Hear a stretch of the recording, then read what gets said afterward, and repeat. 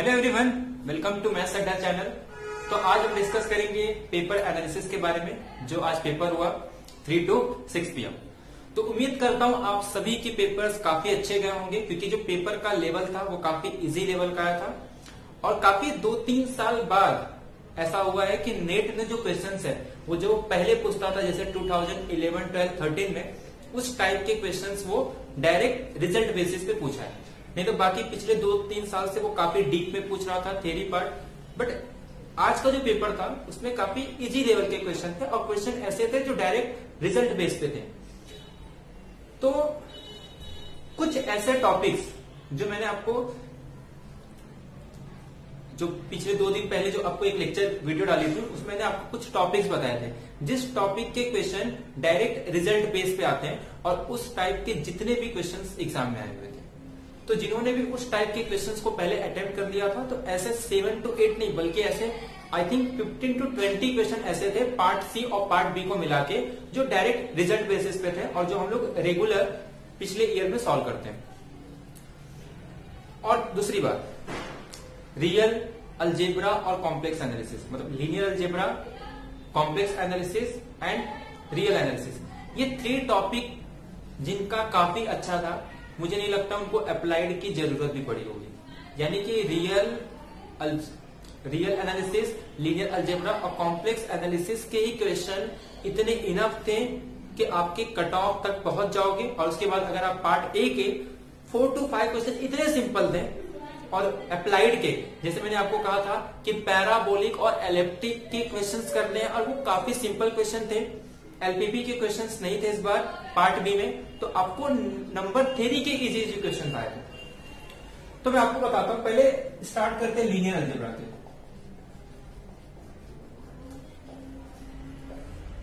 Linear algebra के कुछ question तो इतने सिंपल आए थे, जैसे मेरा favourite question, product of eigen value is a determinant of matrix and sum of eigen value is a trace of eigen value. Question ये था कि एक 2x2 मैट्रिक्स है, 2x2 ऑर्डर का एक मैट्रिक्स लेना है, जिसमें डिटर्मिनेंट मैट्रिक्स की गिवन थी कि मैट्रिक्स का डिटर्मिनेंट 1 है और ट्रेस मैट्रिक्स का 3 है। और पूछा यह था कि डिटर्मिनेंट निकालना है ए स्क्वायर का। अब ये कितना सिंपल क्वेश्चन है, हमें रिजल्ट पता है कि प्रोडक्ट ऑफ आइगन वैल्यूज 1, तो आपको क्या लेना था, λ1, सपोज λ2 ये आइगन वैल्यू है तो इसकी वैल्यू 1 गिवन है, ट्रेस गिवन है, मतलब λ1 प्लस λ2 की वैल्यू 3 है, और फाइंड करना था ए स्क्वायर का। अब हमें पता है कि अगर सपोज λ1 आइगन वैल्यू है तो ए स्क्वायर की जो आइगन वैल्यू होगी वो λ1 स्क्वायर होगी। अगर λ2 आइगन वैल्यू है तो λ2 स्क्वायर ये ए स्क्वायर का आइगन वैल्यू होगा। तो हमें फाइंड क्या करना है, ट्रेस। तो इन दोनों को सम फाइंड करेंगे, मतलब λ1 स्क्वायर प्लस λ2 स्क्वायर। अब फॉर्मूला लगा दो, λ1 प्लस λ2 का whole square is equal to λ1 into λ2 plus λ1 square plus λ2 square. और ये फाइंड करना है, यहाँ पे वैल्यू पुट कर दो 3 का स्क्वायर 9, और ये λ1 इंटू λ2 1 दिया है, तो 9 माइनस 2 इज इक्वल टू 7। तो ये हमारे पास सिंपल क्वेश्चन था कि ए स्क्वायर के आइगन, ए स्क्वायर का ट्रेस पूछा था। तो ऐसे ऐसे सिंपल क्वेश्चन 3 मार्क्स के लिए आए थे, और ये पहला ही क्वेश्चन था। सबके अलग अलग क्वेश्चन होंगे, तो जो मैं पेपर दिया तो पहला क्वेश्चन था, ठीक है।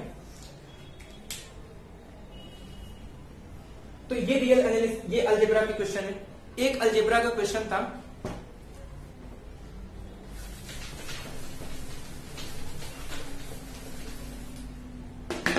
कि आपके पास मैट्रिक्स दी है ए और b, suppose n cross n order का एक मैट्रिक्स दिया है, और आपके पास सिंपल रिजल्ट दिए थे कि डिटर्मिनेंट निकालना है a plus B minus determinant of a minus B is equal to determinant of a plus determinant of b। Second third में ये सेम एलएचएस में सेम था, मतलब determinant of a plus B और plus determinant of a minus. First second third में LHS same थी, fourth में खाली ये चेंज कर दिया था यहाँ पे माइन, और राइट साइड में determinant of a plus determinant of b। फिर सेकेंड क्वेश्चन में determinant of a plus 2 times determinant of b। Third option था 2 times determinant of a minus 2 times determinant of b, और last option था 2 times determinant of a minus 2 times determinant of, मतलब determinant ए plus B और determinant a minus B का अगर सम करेंगे तो क्या वो determinant of a plus b के इक्वल होगा। और ये तीन ऑप्शन यहाँ पे एलएचएस में सेम थे, फोर्थ में सिर्फ माइनस लगाया था और ये फोर्थ में ऑप्शन थे। तो ऐसे क्वेश्चन पे आपको क्या करना है, आपको प्रूफ नहीं करना है, कोई भी रैंडमली एक मैट्रिक्स चूज करना है, वो चाहे वो 2x2 ऑर्डर का एक रैंडमली में, आई थिंक n×n का था या फिर 2x2। अब यहाँ पे ऑर्डर इंपॉर्टेंट नहीं है, शायद 2x2 का था। तो आपको एक 2x2 ऑर्डर का मैट्रिक्स लेना है रैंडमली, और रैंडमली लेते समय एक चीज याद रखना है, आपको डायगोनल मैट्रिक्स नहीं लेना है, आपको आइडेंटिटी मैट्रिक्स नहीं लेना है, जीरो मैट्रिक्स नहीं लेना है, स्केलर मैट्रिक्स नहीं लेना है, क्योंकि हो सकता है उस केस के लिए इसमें 2-3 ऑप्शन राइट हो जाए। तो आपको रैंडमली ऐसे मैट्रिक्स सिलेक्ट करने जिसके सारे वैल्यू डिस्टिंक्ट हो और बी मैट्रिक्स के भी सारे आइगन वैल्यू डिस्टिंक्ट है। आप पहले मैट्रिक्स का एडिशन फाइंड करो, दोनों का सब्ट्रैक्शन फाइंड कर लो, ए का डिटरमिनेंट बी का डिटरमिनेंट वैल्यू पुट करके देख लो, आपका आंसर आ जाएगा। तो काउंटर एग्जांपल से आपको इसको एलिमिनेट करना है। आपको एग्जाम में इसकी थ्योरी नहीं सोचनी है कि कौन सा वैल्यू राइट होगा, कौन सा वैल्यू रॉन्ग होगा, कौन सी प्रॉपर्टी यूज करनी है, क्या यूज करना है। आपको डायरेक्ट फटाफट मैट्रिक्स सिलेक्ट करना है और जितना हो सकता है 1 to 1 एंट्री लो, ताकि आपके मल्टीप्लीकेशन में आसान, जो सेटिस्फाई कर जाए वही हमारा आंसर राइट, बाकी सारे है ना, जो सेटिस्फाई कर रहा है वो राइट नहीं होगा, बट जो सेटिस्फाई नहीं कर रहा है वो सारे ऑप्शन एलिमिनेट हो जाएंगे। तो हो सकता है अगर 2 ऑप्शन सेम आ गए तो फिर सेकंड एग्जांपल ले लो, अगर पहले में 3 ऑप्शन एलिमिनेट हो गए तो एक ऑप्शन राइट हो जाएगा। तो आई थिंक जो थर्ड ऑप्शन था वो राइट था कि determinant of a plus B minus determinant of a minus B is equal to 2 times of determinant a minus 2 times of determinant of b. ये एक अलजेब्रा के क्वेश्चन थे। और एक अलजेब्रा का क्वेश्चन आया था,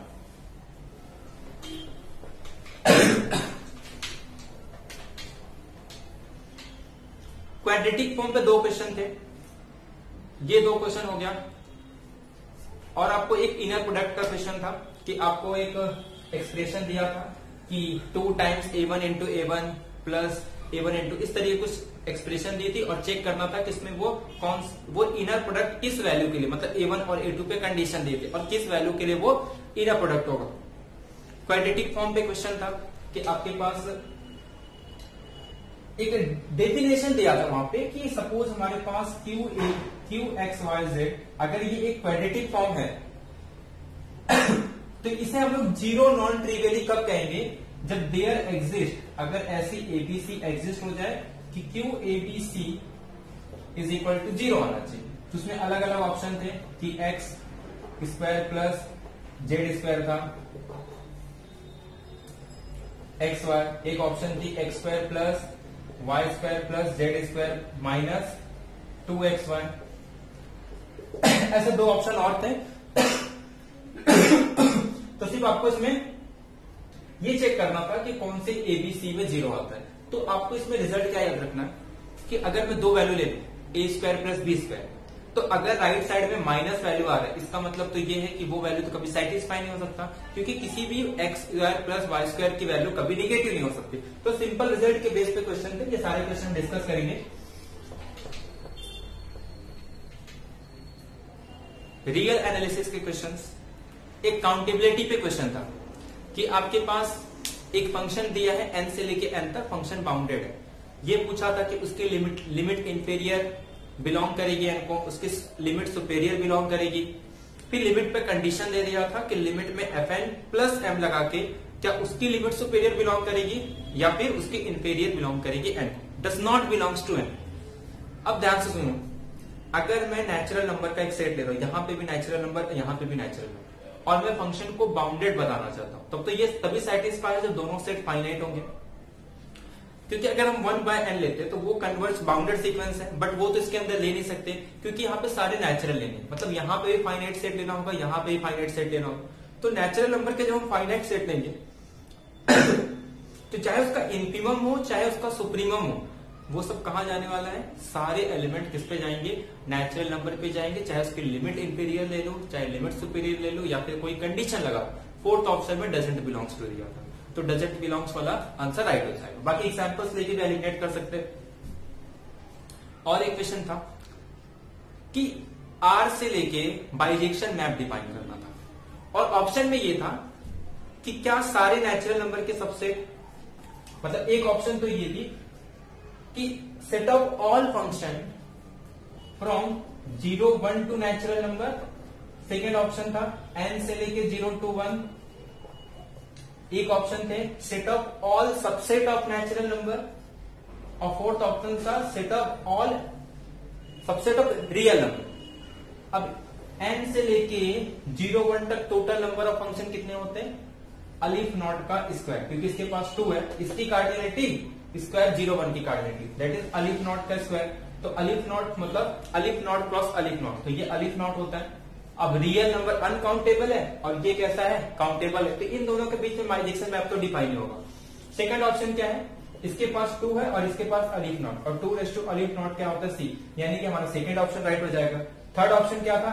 कि नेचुरल नंबर के जितने भी सबसेट होंगे, तो नेचुरल नंबर के सबसेट कितने होंगे? 2 रेज़ टू अलिफ नॉट, और 2 रेज़ टू अलिफ नॉट क्या होता है? सी, और सी से लेके सी तक में बाइजेक्शन मैप होगा। रियल नंबर का सबसेट क्या होगा? 2 रेज़ टू सी, और ये तो हमें पता है कि किसी भी सेट और पावर सेट के बीच में कभी भी बाइजेक्शन मैप नहीं हो सकता। क्यों नहीं हो सकता? क्योंकि there does not exist a surjective map, क्योंकि किसी सेट और पावर सेट के बीच में कोई भी सर्जेक्टिव मैप नहीं होती, इसीलिए वो बाइजेक्शन नहीं। मतलब सिंपल क्वेश्चन आए थे। 2 क्वेश्चन मल्टी वेरिएबल पे आए थे। क्वेश्चन ये था कि आपके पास ऊपर x³ upon 2x² plus 2y² given था, और क्वेश्चन ये था कि पूछा था कि इसमें ये जो x³ upon 2x² plus 2y², क्या ये फंक्शन कंटिन्यूअस नहीं है? तो हम क्या करते हैं? y is equal to mx put करते हैं। ये क्वेश्चन काफी मैं डिस्कस किया हूं कि mx पुट कर देंगे तो क्लियरली यहाँ पे एक m रह जाएगा, एक x रह जाएगा, तो मतलब ये कंटिन्यूअस है। सेकेंड क्वेश्चन जस्ट इसके बाद था, वहां पे चेंज कर दिया था कि x² minus y² upon x² plus y², अगर सेम डिग्री के हैं तो ये कभी कंटिन्यूअस नहीं होता। क्योंकि जब हम पुट करेंगे y is equal to mx, तो यहाँ पे ये m पे डिपेंड करता है, मतलब उसके डिफरेंट पाथ के लिए डिफरेंट वैल्यू आएगी एट ओरिजिन पे। तो पहले क्वेश्चन में ये मैप था, ये फंक्शन डिफाइन किया था मल्टी वेरिएबल के 2 क्वेश्चन और दोनों सिंपल। डायरेक्शनल डेरिवेटिव पूछा है तो डायरेक्ट फॉर्मूला पुट कर दो, f of c plus h minus f of c upon h, और लिमिट अप्लाई कर दो h tending to 0। Directional derivative पूछा था, डेरिवेटिव का डेफिनेशन अप्लाई कर दो, और इसमें क्वेश्चन ये था क्या ये डायरेक्शनल डेरिवेटिव एग्जिस्ट होगा, क्या ये कंटिन्यूअस है, क्या ये कंटिन्यूअस नहीं है। तो ये 2 क्वेश्चन मल्टी वेरिएबल पे थे। मैंने आपको कुछ टॉपिक्स बताए थे कि इससे बेसिस क्वेश्चन आते। अब आपको एक आइडमपोटेंट मैट्रिक्स का क्वेश्चन था। देखो, मैं जिस इजी क्वेश्चंस की मैं बात कर रहा था कि हर साल पूछे जाते हैं, आपको मैंने कहा था कि एक मैट्रिक्स पे क्वेश्चन आएगा पक्का, वो आ गया आइडमपोटेंट पे। अब आइडमपोटेंट के हमको रिजल्ट पता है। ऑप्शन में ये पूछा था कि क्या ट्रेस इसकी इरेशनल हो सकती है। पहला ऑप्शन था कि क्या इसके ट्रेस इरेशनल हो सकती है। हमें पता है कि आइडमपोटेंट मैट्रिक्स है, और आइडमपोटेंट मैट्रिक्स की ट्रेस या तो 1 होगी या तो 0 होगी, क्योंकि इसकी आइगन वैल्यू क्या होंगी? या तो 0 1, और ट्रेस क्या होता है? सम ऑफ आइगन वैल्यू। अगर दोनों 0 है तो उसकी आइगन वैल्यू 0, अगर 1 और 1 0 है तो उसकी आइगन वैल्यू क्या हो जाएगी? 1, और अगर सपोज 2 है तो इसकी आइगन वैल्यू क्या हो जाएगी? अरे दोनों 1 है तो इसकी आइगन वैल्यू क्या हो जाएगी? 2। तो ये ऑर्डर पे डिपेंड करता है, बट इसकी आइगन वैल्यू कभी भी इरेशनल नंबर नहीं होगी, वो हमेशा नेचुरल नंबर और 0 मतलब होल नंबर ही होता है। सो देयरफॉर आइडमपोटेंट मैट्रिक्स की आइगन वैल्यू कभी निगेटिव नहीं हो सकती, तो वो इरेशनल नंबर तो वैसे भी पॉसिबल है। तो वो सारे क्या होते हैं? 0 1 2 3, इसी तरीके से आइडमपोटेंट मैट्रिक्स के ट्रेस होंगे। दूसरी बात, हम प्रूव करते हैं कि जो trace of A is equal to rank of A, ये भी ऑप्शन में था कि क्या ट्रेस ए रैंक के इक्वल होगा। तो ये हमारे पास आइडमपोटेंट के रिजल्ट है, काफी अच्छे रिजल्ट है आइडमपोटेंट के, और उसी तरीके से ऑप्शन पूछे थे। और एक क्वेश्चन था रियल एनालिसिस पे। तो जैसे मुझे टाइम मिलेगा मैं एक एक क्वेश्चन को आपको सॉल्यूशन प्रोवाइड कर दूंगा। तो नंबर थ्योरी पे एक क्वेश्चन थे। नंबर थ्योरी पे क्वेश्चन ऐसा था, फैक्टोरियल पे क्वेश्चन पूछा था। 4 कंडीशन दी हुई थी, 1 2 3 4, 1 2 3 4। पहले भी ये कहा था कि मान लो कि देयर एग्जिस्ट, मतलब इवन ऑड पे क्वेश्चन था और यहाँ पे आपको अलग अलग मतलब क्वेश्चन दी थी, जैसे कि n-1 का फैक्टोरियल डिवाइड करेगा, 2 इवन पे था 2 ऑड पे था, ठीक है। मतलब एक क्वेश्चन ये था कि अगर n इवन है, अगर मैं कोई भी इवन नंबर ले तो जो मतलब अगर कोई भी n इवन लेंगे तो वो डिवाइड करता है n-1 का फैक्टोरियल। कुछ इस टाइप का क्वेश्चन था, एग्जैक्ट याद नहीं आ रहा मुझे। हाँ, तो उसमें से ऑप्शन कौन सा राइट होगा, जैसे कि एक क्वेश्चन था कि अगर suppose n is equal to even, तो मैं ले रहा हूं जैसे कि हाँ n पे कंडीशन था कि n की वैल्यू ग्रेटर देन 16 होगी, ठीक है। अब n की वैल्यू ग्रेटर देन 16 लेना, तो एक बार आपको इवन लेना था, एक बार आपको ऑड लेना था। ये कह रहा है कि ये डिवाइड करेगा n-1 फैक्टोरियल को, ये कह रहा है कि ये डिवाइड करेगा n-1 फैक्टोरियल को। अब ध्यान से सुनना, ये 17 एक प्राइम नंबर है। अब अगर मैं यहां पे 16 फैक्टोरियल ले लूं, तो अब इसके पास 16, 50, 40, तो अब अगर मैं इसके बाद कोई भी नंबर ले लूं, क्या उसमें 17 फैक्टर होगा? नहीं, तो ये ऑप्शन रॉन्ग हो गया। अब उसमें से आई थिंक 3 मार्क्स का क्वेश्चन था, तो अब यहाँ पे 18 n-1 फैक्टोरियल क्या डिवाइड करेंगे, ये ऑप्शन राइट था इसके लिए कि n-1 का फैक्टोरियल क्या होता है 17। अब 18 को डिवाइड करने के लिए यहां मुझे फैक्टर क्या चाहिए, 2 और 9, तो क्या 17 से कम 2 और 9 नहीं रहेगा?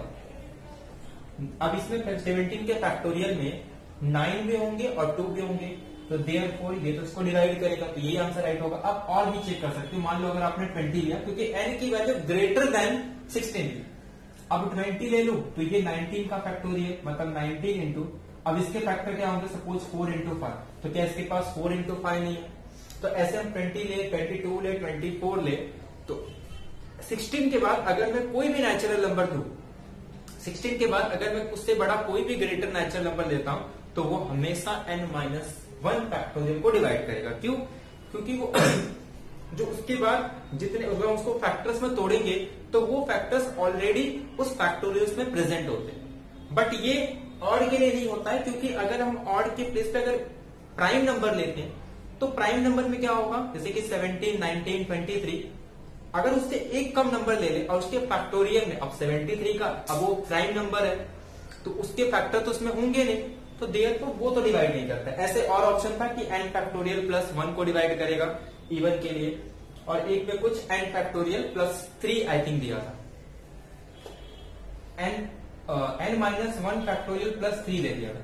अब यहाँ पे ये 3 की वजह से ये इसको डिवाइड नहीं कर रहा था, क्योंकि अब मैं कह रहा हूं कि किसी नंबर में वो हो सकता है डिवाइड कर रहा है, बट अगर उसमें मैं 3 ऐड कर दूं तब ये पॉसिबिलिटी है कि वो उसको डिवाइड नहीं करेगा।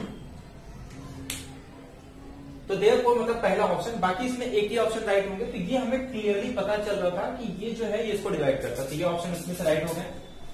तो ऐसे बहुत सारे क्वेश्चन थे जो सिंपल रिजल्ट बेसिस पे थे। कॉम्प्लेक्स के क्वेश्चन मैंने आपको कहा था कि कॉशी थ्योरम पे, या फिर उसको कॉशी थ्योरम से प्रूव कर सकते हो, या फिर कॉशी रेसिड्यू थ्योरम से प्रूव कर सकते हो। जैसे एक क्वेश्चन था 1/2 pi f of z f dash z f of z, और यहाँ पे I think z raise to p dz, इसकी वैल्यू फाइंड करनी थी। और ये कह रहा था कि ये जो f ऑफ z है इसके पास z नॉट पे 0 होगा, f ऑफ z के पास z नॉट का 0 है, जिसकी मल्टीप्लिसिटी कितनी है p, मल्टीप्लिसिटी कितनी है q। तो अब आपको क्या करना है, एक काम करो, f ऑफ z के प्लेस पे z माइनस z नॉट ले लो, अगर उसकी मल्टीप्लिसिटी q है, तो अगर मैं नीचे f ऑफ z लू तो ऊपर उसका डेरिवेटिव लेना है, that is z minus z not raise to q minus 1 upon q। अब q माइनस 1 तो कैंसिल हो जाएंगे, मतलब z minus z not raise to -1, तो नीचे आके क्या हो जाएगा z माइनस z नॉट, और ऊपर आपके पास एक बचा है z रेज़ टू p। मतलब ये कि इसके पास एक सिंपल पोल है एट z नॉट पे सिंपल पोल, तो हम क्या करेंगे, limit z tends to z not. अब z नॉट ये तो कैंसिल हो जाएगा, यहाँ पे z माइनस z नॉट लेते हैं तो ये वैल्यू कैंसिल, z नॉट की वैल्यू यहाँ पुट कर दो, तो Q into z not P, ये इसका आंसर था और पहला ही ऑप्शन राइट था। इससे बहुत ऐसे चेंज किया था इसको इसी तरीके से कुछ आगे पीछे करके इसको वैल्यू को एक में दिया था z not raise to q raise to p, एक में p into z not raise to p, इस तरीके के ऑप्शन थे। तो पहला ऑप्शन राइट था q into z not raise to p. और एक क्वेश्चन था कि रीजन दिया था z minus 1 is equal to 1, और एक में आपके पास जेड स्क्वायर माइनस 1 दिया था कि इस मतलब 1/2 पाई 1 जेड स्क्वायर माइनस 1, और रीजन थी mod z minus 1 is equal to 1। तो सिंपल कॉसी थ्योरम से भी यूज कर सकते हैं, कॉसी रेसिड्यू थ्योरम भी यूज कर सकते हैं, क्योंकि जेड स्क्वायर माइनस 1 इसकी फैक्टर क्या होगी जेड माइनस 1 और जेड प्लस 1। एक में region I think z minus 1 is equal to half था, और एक में z minus 1 is equal to 1। तो वहां पे आपके पास नीचे जेड क्यूब माइनस 1 था, तो जेड क्यूब माइनस 1 है तो उसका फैक्टर क्या होगा Z minus 1 Z square plus 1 plus Z. और अगर हम Z square plus 1 plus Z की वैल्यू निकालेंगे तो ये हमारे 11th चैप्टर में है, या फिर हमको पता होना चाहिए कि ओमेगा की वैल्यू क्या होती है। ओमेगा की वैल्यू होती है -1/2 माइनस √3/2 आई, और एक वैल्यू होती है -1/2 प्लस √3i/2, और ये दोनों ही इसके रीजन में लाई नहीं कर रहे थे। तो वैल्यू कौन सी लाई कर रही थी सिर्फ 1, तो z is equal to 1 put करेंगे तो नीचे 1 प्लस 1, और ये z माइनस 1 तो कैंसिल हो जाएगा, ऊपर आई थिंक कुछ z e raise to z square करके कुछ तो था। इसी बेस पे नीचे एक बार जेड स्क्वायर माइनस 1 ये कॉम्प्लेक्स एनालिसिस के क्वेश्चन थे। और इसके बाद कुछ आइडेंटिटी थ्योरम पे 1-2 क्वेश्चन थे, और एक मैक्सिमम मॉडुलस का क्वेश्चन था कि f एक होलोमॉर्फिक फंक्शन है एक यूनिट सर्कल पे, और मॉड एफ ऑफ जेड की वैल्यू ग्रेटर देन 1। अब मॉड एफ ऑफ जेड की वैल्यू ग्रेटर देन 1 है, और 0 पे इसकी वैल्यू आई की बनती है। तो मिनिमम मॉडुलस थ्योरम ये कहता है कि अगर फंक्शन किसी रीजन पे होलोमॉर्फिक है और 0 पे इसकी वैल्यू नॉन जीरो है, और अगर वो उसकी मिनिमम वैल्यू को अटेन करता है इनसाइड द रीजन के अंदर, तो ये तभी पॉसिबल है जब फंक्शन क्या होगा कांस्टेंट, और एफ ऑफ 0 पे आई है तो एफ ऑफ 1/2 की वैल्यू पूछी थी। अगर फंक्शन कांस्टेंट है तो एफ ऑफ 1/2 पे भी उसकी पॉसिबल वैल्यू क्या होगी आई। तो इस टाइप के थे कुछ। इसी तरीके से और एक फंक्शन था यूनिट सर्कल पे होलोमॉर्फिक है, f of 0 is equal to 1, और उसके बाद f of 0 is equal to 1 given था, और f of 1 is equal to 0। तो उसमें भी हम लोग कॉसी स्क्वायर इनइक्वालिटी का यूज करके सॉल्व कर सकते थे। एक क्वेश्चन था कि f of z is equal to e raise to minus z e raise to minus x, और एक था g of z is equal to e raise to minus x square. अब क्वेश्चन में ये पूछा था कि इसमें से कौन सा फंक्शन यूनिफॉर्मली कंटिन्यूअस पूछा था। तो यूनिफॉर्म कंटिन्यूअस पूछा था, तो यूनिफॉर्म कंटिन्यूअस के लिए क्या करते हैं, एक तो हम लोग डेफिनेशन अप्लाई कर सकते हैं, या फिर ये चेक कर सकते हैं कि क्या वो एंड पॉइंट पे फंक्शन कंटिन्यूअस होना चाहिए और उसके एंड पॉइंट पे डिफाइन होना चाहिए। तो यहां पे हम लोग रेट का यूज करेंगे कि अगर suppose e raise to minus x square है तो इसकी रेट क्या हो जाती है माइनस इन्फिनिटी पे काफी ज्यादा हो जाएगी, तो यूनिफॉर्म कंटिन्यूअस नहीं होगा। E raise to minus x square का अगर हम ग्राफ ड्रॉ करेंगे तो कुछ इस तरीके से इसका ग्राफ आता है, तो इस टाइप का कुछ ग्राफ होगा, तो ये फंक्शन यूनिफॉर्म कंटिन्यूअस है। और फिर दोनों को ऐड करके दोनों का प्रोडक्ट का पूछा था, तो सिर्फ हमारे पास e raise to minus x square है, ये क्या होता है यूनिफॉर्म कंटिन्यूअस होता है। बाकी ई रेस टू माइनस एक्स भी यूनिफॉर्म कंटिन्यूअस नहीं होता, दोनों का प्रोडक्ट करने पे भी यूनिफॉर्म कंटिन्यूअस नहीं था। और एक क्वेश्चन डिफरेंशियबिलिटी पे पूछे थे कि एफ ऑफ नहीं डिफरेंशियबिलिटी नहीं, फंक्शन दिया था कि f of x is equal to एक एफ और जी फंक्शन है। एफ पे कंडीशन ये थी कि एफ ऑफ को 0 पुट करने पे उसका आंसर एफ ऑफ 1 पुट करने पे 0 होगा और एफ ऑफ 0 पुट करने पे 0 होगा। तो हम लोग फंक्शन डिफाइन कर सकते हैं, एफ ऑफ एक्स को डिफाइन करेंगे x into x minus 1। Second g of x पे कंडीशन था कि g of x is equal to अगर जी ऑफ 1 पुट करेंगे तो भी 1 होगा और जी ऑफ 0 पुट करेंगे तो भी 1 था। तो अगर इसका फंक्शन डिफाइन करोगे तो कुछ इस तरीके से डिफाइन करना था, g of x is equal to x plus 1 का होल स्क्वायर माइनस 3x। अब यहाँ पे देखो अगर हम 0 पुट करेंगे तो ये वैल्यू 0, तो 0 पे 1 आ रहा है। अगर यहाँ पे हम लोग 1 भी पुट करेंगे, अरे 0 पुट करने पे यहाँ पे माइनस वैल्यू है, ठीक है। अगर 0 पुट करेंगे तो भी ये वैल्यू क्या होगी 1, अगर 1 भी पुट करेंगे तो ये वैल्यू 0 नहीं, सपोज यहाँ पे प्लस कर दो, 1 पुट करेंगे तो 4 का स्क्वायर और यहाँ पे 4 माइनस 3 इज इक्वल टू 1। और ये पूछा था कि क्या किसी पॉइंट पे इनकी कॉमन वैल्यू आएगी, तो दोनों को इक्वल पुट करना, तो ये किसी भी वैल्यू पे एफ ऑफ जेड क्या नहीं हो रहा था, जी ऑफ जेड के इक्वल नहीं हो रहा है। और इसमें एक कंडीशन ये था कि f of 1/2 greater than g of 1/2 होना चाहिए। तो ये फंक्शन दोनों कंडीशंस को सेटिस्फाई कर रही, बट दोनों को पुट करने पे वो किसी भी पॉइंट पे कट नहीं कर रहा था। तो इस तरीके से एग्जाम्पल आपको लेने थे। फिर पार्ट ए में कुछ क्वेश्चन काफी सिंपल थे। एक वर्क एंड टाइम का क्वेश्चन काफी सिंपल था। एक क्वेश्चन थी कि एफ ऑफ एक्स प्लस 1 को डिफाइन किया था x⁴ माइनस x⁵3+3, और आपको पूछा था एफ ऑफ 0 की वैल्यू निकालें। अब एफ ऑफ 0 के लिए क्या करेंगे, x के प्लेस पे -1 पुट कर देंगे, तो एफ ऑफ 0 हो जाएगा -1⁴ मतलब +1 माइनस -1⁵3 ऑड पावर है तो माइनस माइनस प्लस 1 + 1 2 और +3 5। और एक क्वेश्चन था कि sum of n natural number is divisible by, क्या वो n से डिविजिबल है, क्या वो n माइनस n+1 से डिविजिबल है, या बोथ से डिविजिबल। तो हमें पता है कि Sn जो सम ऑफ n नेचुरल नंबर क्या होता है, n इंटू n+1/2, तो क्लियरली ये n से भी डिविजिबल है और n+1 से भी डिविजिबल। तो इस टाइप के क्वेश्चन पार्ट ए में काफी सिंपल क्वेश्चन थे, सी में भी काफी क्वेश्चन थे। और पार्शियल डिफरेंशियल इक्वेशन में मैंने आपको कहा था कि पार्शियल डिफरेंशियल इक्वेशन में एलिप्टिक और पैराबोलिक वाले क्वेश्चन करने, कि अगर आपके पास एक सेकेंड ऑर्डर का डिफरेंशियल इक्वेशन गिवन है तो आपको क्या करना है, सिर्फ s² - 4rt का यूज करके, अगर वो ग्रेटर देन 0 है तो हाइपरबोलिक, इज इक्वल टू है तो पैराबोलिक, और लेस देन है तो हाइपरबोलिक। तो इस टाइप के 2 क्वेश्चन आए थे।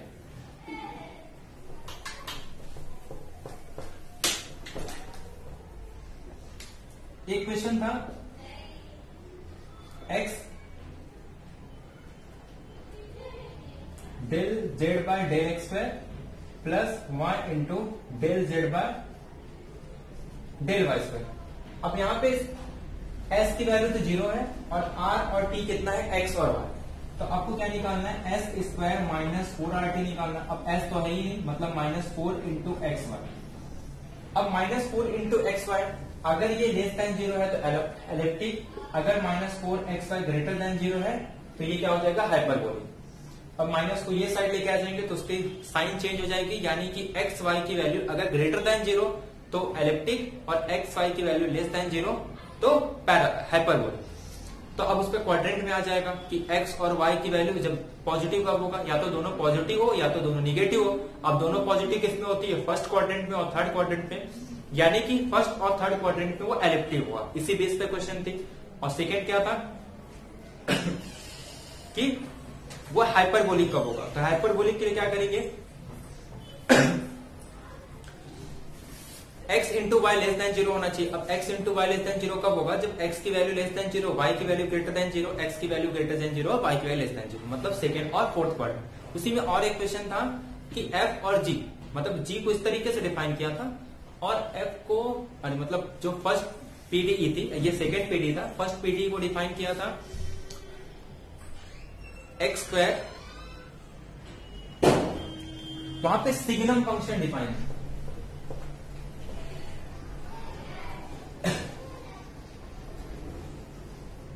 मतलब x del square del z y, मतलब x और y डिफाइन था। फिर उसके बाद 1 माइनस सिग्नम ऑफ y, इस तरीके से डिफाइन किया। अब सिग्नम का आपको डेफिनेशन पता होना चाहिए कि सिग्नम का डेफिनेशन होता है मॉड y अपॉन y।